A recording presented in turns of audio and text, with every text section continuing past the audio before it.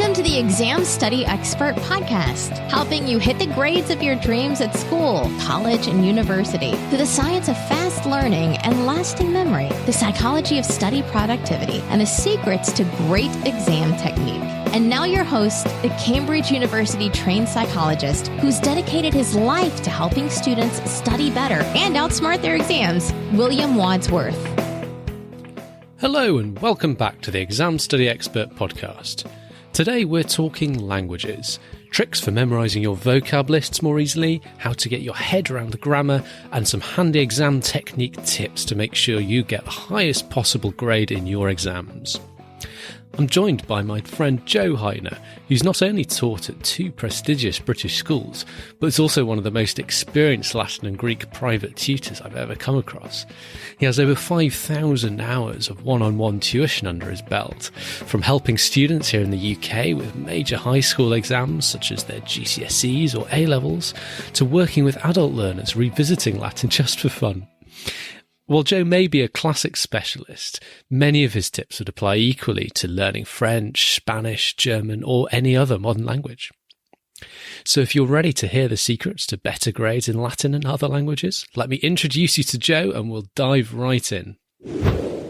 Joe, a very warm welcome to the Exam Study Expert Podcast. Thank you very much, Will. Very pleased to be here.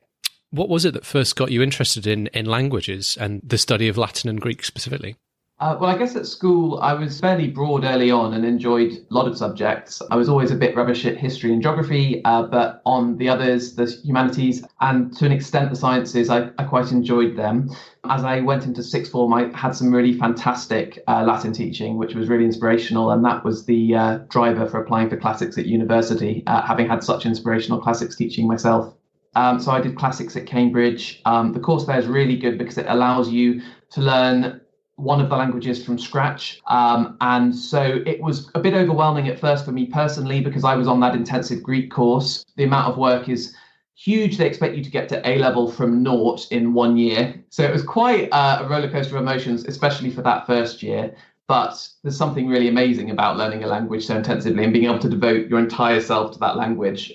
When I was doing my degree in the early years, my sister was still up and coming doing her A-levels and helped her a bit with Latin and really enjoyed teaching her and realised how much I enjoyed passing on information to other people. That gave me a bit of a seed that I might want to be a teacher. The teaching that I did after my PGC was intentionally part-time because I did want to explore a few different things and I wasn't entirely sure if full-time classroom teaching was for me. So I used that as an opportunity to experiment with a few things.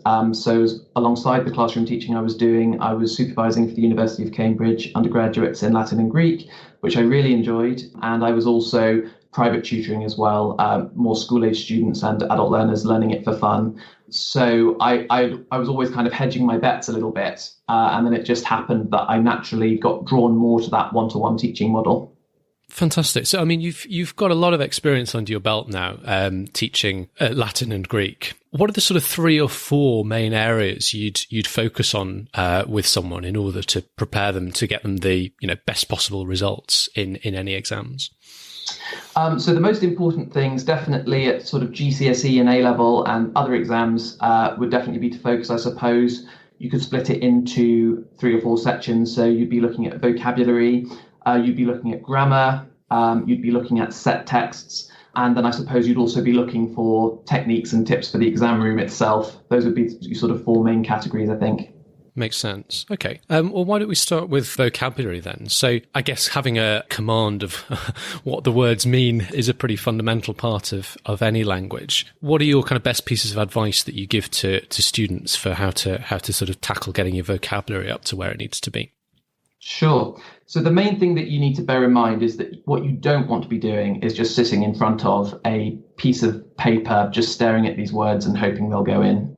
You might pick up 20% of the words that way. It's not going to be an effective or fast way of learning these words. You certainly also don't want to waste time learning words that you already know, which is a temptation that a lot of people fall into. So what they often do, especially during revision, is they'll go through the GCSE vocab list, which is a prescribed list of 600 or 700 words or so, and they'll start from the letter A and just start learning and going down. Then they'll maybe get a bit tired or want a break or something, And then when they come back to it, they'll think, well, I might as well start again from the beginning, from letter A, because, just to see what I know. And then what ends up happening is that over time, the first half of the vocab list ends up getting a lot more attention to the vocab list, because you're always starting from the beginning and you're just looking again at words that you already know. So one way that you can counteract this is that making sure that sometimes you start an A and work forward, and that sometimes you start at Z and work backwards, and sometimes you work in the middle. So do make sure that you're giving equal attention to all bits of the vocab list, and do make sure that once you think you know words, you stop spending time looking at them or learning them, because if they are in your long-term memory, and I'm sure you can listen to other of Will's podcasts to find out how you can put things in your long-term memory, how you can know when they're there. But when you're reasonably satisfied that they're in your long-term memory, blank them out of the list completely and only spend your time, physically scratch them out, or make your own list on the computer, which is quite a fun thing to do and quite a good use of time, just of the words that you don't know. And then you can have the satisfaction of deleting them out of the document as you know them, and you get a satisfyingly smaller list as time goes on. Yeah. And the thing I'd say from a sort of memory perspective of testing whether you know it is, can you remember it if you haven't looked at it for a little while? So, if you last looked at it 5 minutes ago and you can remember it, maybe that's not quite good enough. Maybe you need to wait a day and check that you can remember it tomorrow as well, from cold. Exactly. And just to incorporate that then into the vocab list thing, what you could do is, if you're typing it, you could just use strike through in Microsoft Word or similar software. That way it's like saying, I think I know this one, but until you know that you can recall it a week or even a month later, you might not want to take the step of actually deleting it, but you can just have it there in strike through. Yeah, no, it's really cool. When you sort of start to look at individual words, any kind of tips and hints you give students for easing the absorption of that new word into your memory?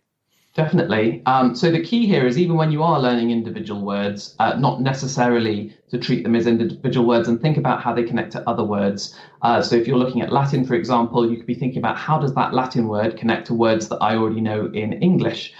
Because that's assuming that you're a native English speaker, or whatever your native language might be. Look for connections there, because you've got that incredible resource bank of your own native language to draw on when learning the new one, and it's all too easy to forget that it's there, and there are so many ways in which it can be used. So let's just start maybe by looking at one thing that you can do. So you can look at the letters in Latin that will then connect with a language that you already know. So for example, the letter I in Latin, this is very much like the letter J in English, and a lot of the words that we take from Latin convert I into J. So you might be familiar with the word janua. Janua means door, and that gives us English words like janitor and even January, because January is a doorway into a new year. Nice.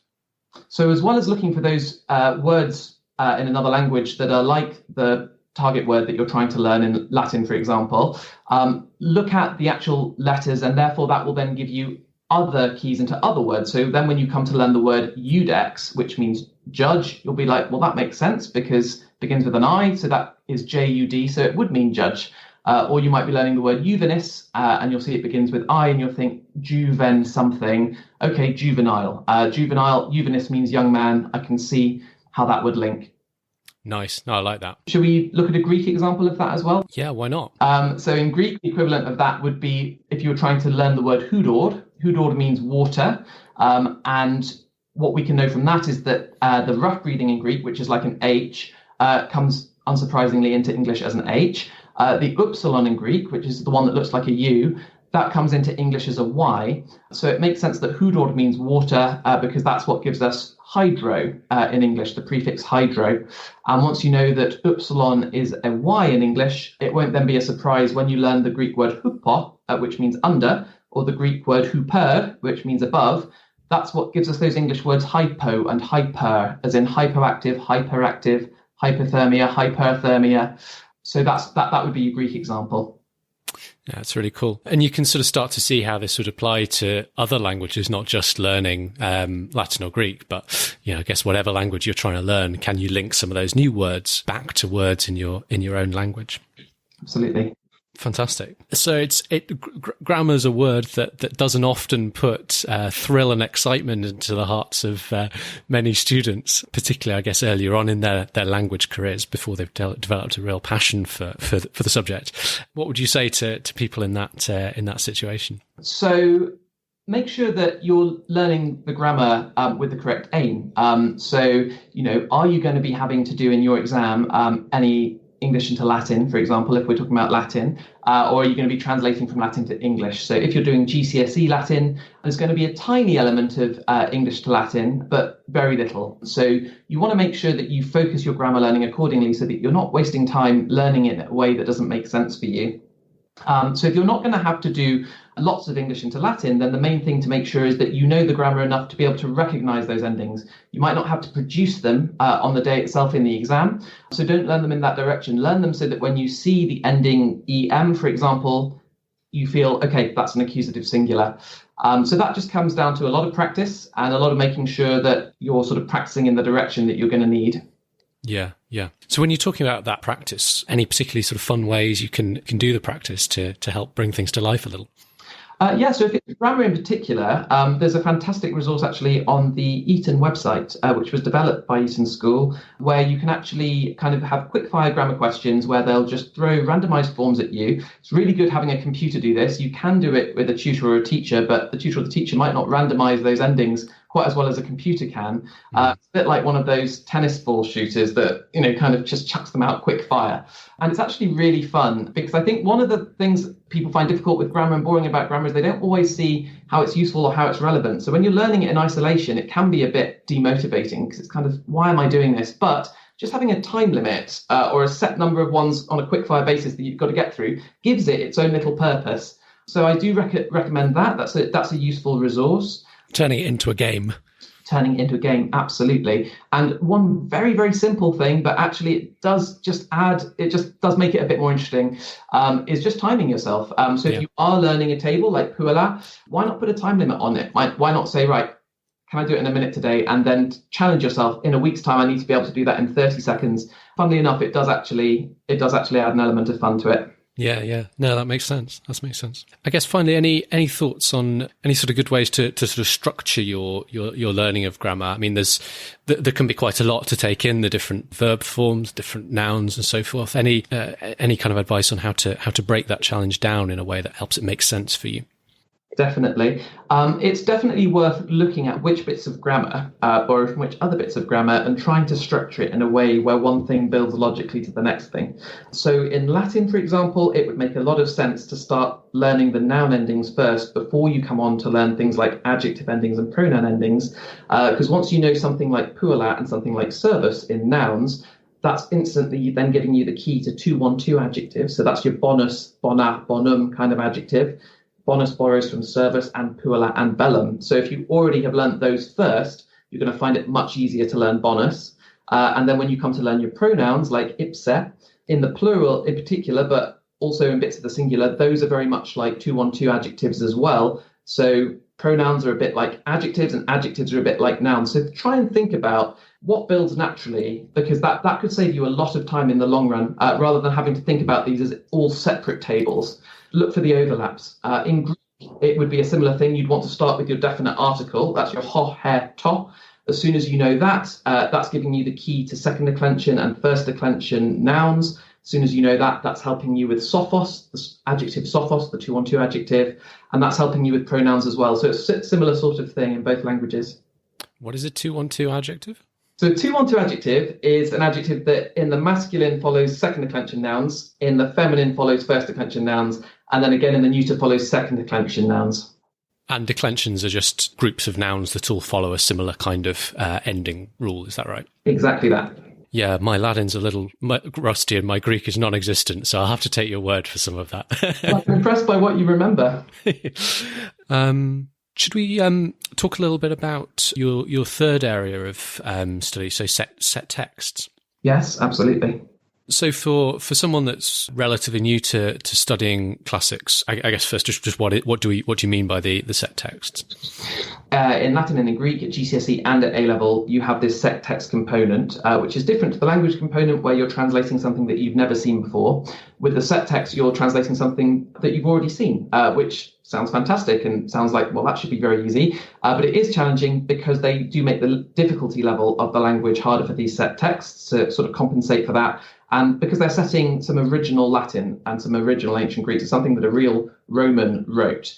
And that's fantastic. So it means from a very early age, you're actually getting exposure to the end game, to the reading of Latin literature.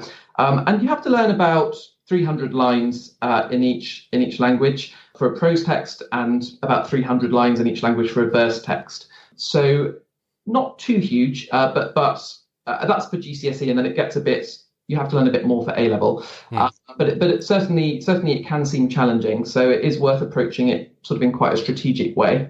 So what kind of strategies would you suggest?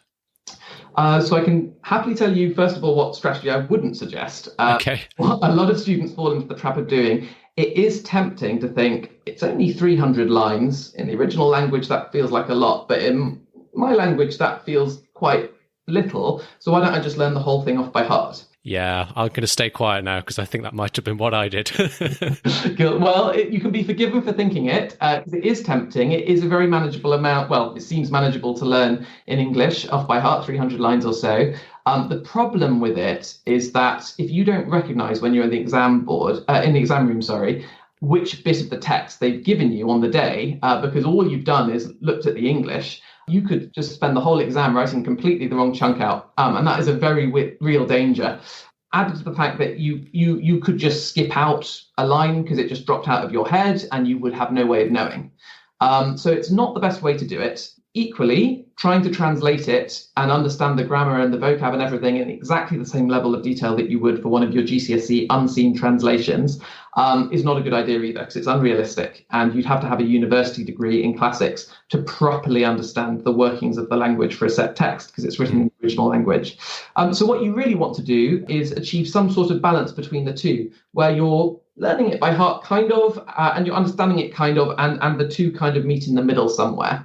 So I think the best thing that you can do is be extremely familiar with the English, read it a lot of times before the day so that it feels like second nature, but also look for minimum 1 or 2 Latin words in each sentence that you understand and that you can connect, so that at the very least, when you get in the exam and you see the bit of the set text they've given in front of you there, you can go, okay, I know it must be that, because you recognise the Latin enough to be able to place it. So if you just underline 2 or 3 key pieces of vocab in each sentence that you understand, that will then act as your trigger to then be able to reel off that particular sentence, and then you should never get lost. Makes sense. So that's probably quite a good segue to talk about the final thing you had on your mind, which was when you're in the exam room itself, what are the sort of tips, techniques and strategies you can use to really make the most of the preparation, what you've done, and make sure you get the marks you deserve on the day? Absolutely. Well, I think there are probably 2 key pieces of advice on that, sort of in the exam room. The first is, don't forget to use the glossary. And the glossary is that list of vocab words at the bottom of your unseen translation of words that weren't on your vocab list, and all words that were on your vocab list, but they were a different meaning to the one that they mean in this particular passage.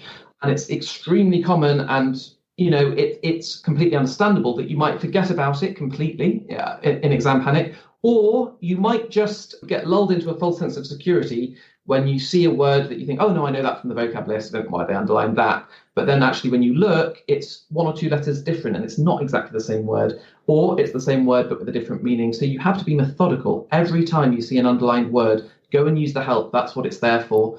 That's something that you should then check that you've done at the end, because it is possible that you forgot to do it in the moment. So go back and check. You can even cross off the glossary each word as you check that you used that piece of help in the passage. The other aspect of the glossary to bear in mind is it's a lot more than just telling you the vocab. For nouns, it will give you the nominative and the genitive of the noun, and it will give you the gender.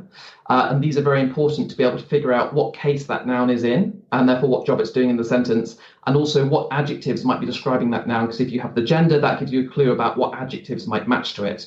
With the verbs, they'll give you all the principal parts. That means they'll give you the present tense, the infinitive, the perfect, and the past participle passive. And it might not be that first one out of those 4 that you need. It might be number 2, number 3, or number 4, depending on the form that it appeared in the passage. So don't forget to scan across the whole thing and use all of those principal parts, because that could act as the key to tell you what tense the verb is in, or other related grammatical information.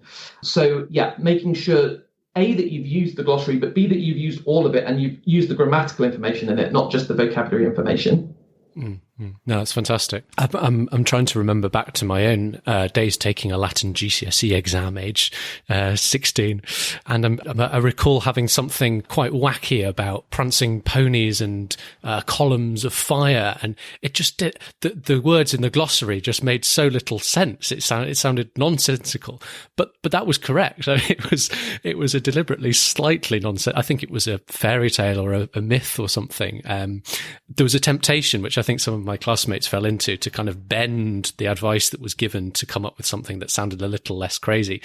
But actually, it was supposed to sound crazy. You had to just stick with what you know. In classics, anything can happen. Yeah. Cool. Anything else on handling in the exam room? Well, one thing particularly useful for translations is going back and when you're checking, not just running one overall check, which is the default that I think that most students have, but actually being disciplined enough to split your checking process into individual sub-checks. So you should go back and you should do one check just looking at noun endings. So, have I got my subjects and my objects the right way round? Just looking at verb endings, have I got my tenses right? And if you know that there's a particular tense that you often forget about, for a lot of students, it's the pluperfect. So they say Caesar jumped instead of Caesar had jumped, and they miss that it's just that one step back in the past. So if there's a particular tense that you personally often miss, make sure you look for that tense and run an entire check just going through looking for that particular mistake. So it's about just breaking it down and focusing on one thing at a time for the whole check, and then coming back and doing another check for the next thing. Absolutely. I mean, no one can check everything and carry all of those things in their head at one time. And especially with a complicated language like Latin or Greek, where there's a lot of different things that could go wrong, it's better not to run that risk. And if you are looking for a particular mistake, you are more likely to find it. Whereas if you're just thinking, I just need to see if all of this is right, you probably fall into the same traps and be lulled into the same false sense of security that you were the original time, because you're not changing your mindset at all. You're just repeating what you've already done. So you should go back, you should do a check for nouns, check for verbs, then you should do a check for common mistakes. And actually, there's a lot of these in Latin. So for example, people confuse iter, a journey, with iterum, again. And there are these words that look very similar to each other. There's a very good list of these commonly confusable words actually in the back of a lot of John Taylor's books. He's a really good classics course writer. So if you've got one of his books, check the back of that. There's an appendix about commonly confused words. Go and check for all of those, because it's very unusual not to fall into one of those traps at some point under exam pressure. Makes sense. And then I guess just finally, what does great look like from an examiner's perspective? What are they really looking for? So I think when it comes to translation, they're looking for accuracy. You don't have to get everything completely right to be able to get full marks, which is sometimes a comforting thing for students to hear. The way that it's graded means that you are actually allowed one minor mistake per sentence to be able to get full marks for that sentence. So you don't have to drive yourself completely mad, but they do reward accuracy. So try not to just go through the exam and see one word and translate it, do the next word, translate it, without checking the endings. Even if, coming back to what you were saying earlier, Will, about when you're translating, the story doesn't seem to make sense. If the reverse is true, if you're going through the story and everything seems to make complete sense and there are no ponies or unicorns and it's just a very normal conversation in the Roman Forum or something, and it all seems to map out, don't be tricked into not checking the endings just because what you've written down in the English seems to make sense as a grammatical sentence. You might have got the wrong end of the stick. You might have got things the wrong way round. Subject and object could be wrong, for example. So I think that the most important thing is to make sure that you actually cross-check everything against the grammar, even when you think you can translate it without using the grammar. And that should then help you meet the accuracy requirement that they're looking for in the translation. Fine. Okay, that makes a lot of sense. I think that's really helpful. Thank you, Joe. That's been really excellent. One thing I often ask at the end is if you could go back in time, meet your 16-year-old self, and give him a piece of advice or two, be it about approach to studies and academia, or approach to kind of life and careers more generally. What would you use that moment to say? I'd probably go back and say there's no such thing as a stupid question in learning and education. And I think, I've been on the receiving end of this, and I think almost everyone has at some point in their life where they're made to feel like a particular gap in their knowledge, be it a small one or a big one. It might not be that someone says you're stupid for not knowing this, but you might be made to feel that way. And I think what I've really learned over the time since I was 16 is that everyone has these gaps in their knowledge, and everybody has these areas within a subject that they're stronger at, areas that they're weaker at. And it's the right of no human being to go and tell some other human being that the other person's gaps are more of a problem than the gaps that they have themselves. So I think just getting rid of any of that kind of emotional baggage that goes with the learning and just embracing the fact that we all know relatively nothing compared to the amount of knowledge that there is out there in the world, and just enjoying the ride as much as possible. I love it. Fantastic. If anyone did want to find out a bit more about what you do and sort of look you up, and possibly with a view to tutoring services in mind, what would be the best way to get in touch? Absolutely. So I run a company called Titanium Tutors. You can Google us, or we're just titaniumtutors.co.uk. And so we work with over 1,000 tutors across the UK. We have a lot based in London, but we do have tutors based sort of other areas of the UK. And we offer a sort of wide range of subjects for all ages, of the common ones, English, maths and science, but also a lot of the more niche ones as well. So feel free to check us out if you think we can be of use. And yeah, you can just reach us on our website. Awesome. Joe, thank you ever so much. It's been brilliant. Thanks once again, and talk to you soon. You're very welcome. Thanks so much, Will. It's been a pleasure. And thanks again, Joe. You can find notes and links for this episode, including the various books and resources that were mentioned, including, of course, a link to Joe's own website, Titanium Tutors. You can find all of that in the show notes section of your podcast app, or you can go online and look it up on our blog at www.examstudyexpert.com/Joe. That's Joe spelt Joe. Fantastic. Well, look, do join me again next week when we'll be diving into the science of how to overcome procrastination, helping you get and stay motivated in your studies, making sure you give yourself the very best shot at the grades of your dreams. Now, that's one you can't afford to miss. I will look forward to seeing you then, and in the meantime, very best of luck with your studies. Thanks for listening to the Exam Study Expert podcast. Remember to hit subscribe so you don't miss any future episodes. And please take a moment to write a review for our show in your podcast player.